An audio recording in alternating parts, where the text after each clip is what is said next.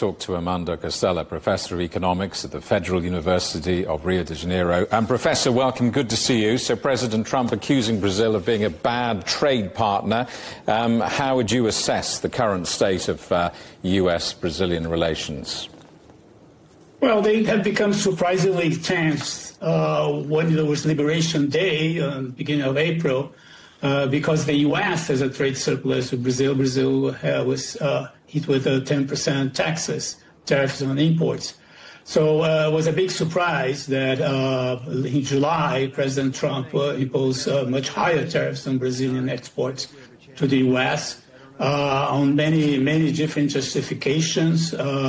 Obviously not trade itself, in the sense that, as I say, the U.S. has a trade surplus with Brazil, but peaks and many other political subjects. So it's become much more tense. It's increasing its tension, application of legislation in the U.S. to Brazilian banks, discussion of many other subjects that probably are going to come up over the next months. The son of Brazil's former president, Bolsonaro, has praised President Trump for imposing massive tariffs on his home country. I mean, with friends like that, who needs enemies? I mean, presumably there's an element of internal politicking going on here.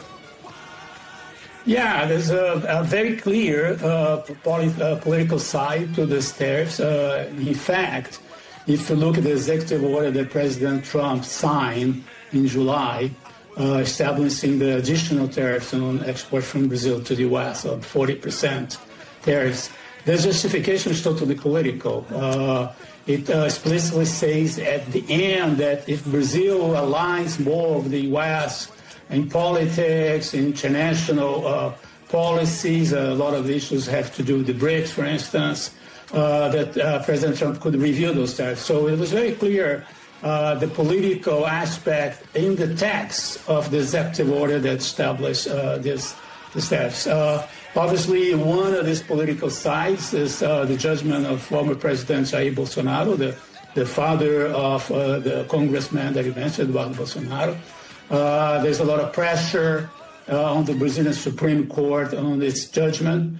There is a view, at least in Brazil, that President Trump sees himself in the shoes of former President Bolsonaro, in the sense that were he not reelected last November, he might be the one now facing similar charge. So there's like many components related to politics, both domestic and foreign policy of Brazil, that are used explicitly, and it's not inferred, it's explicitly stated as reasons for these tariffs.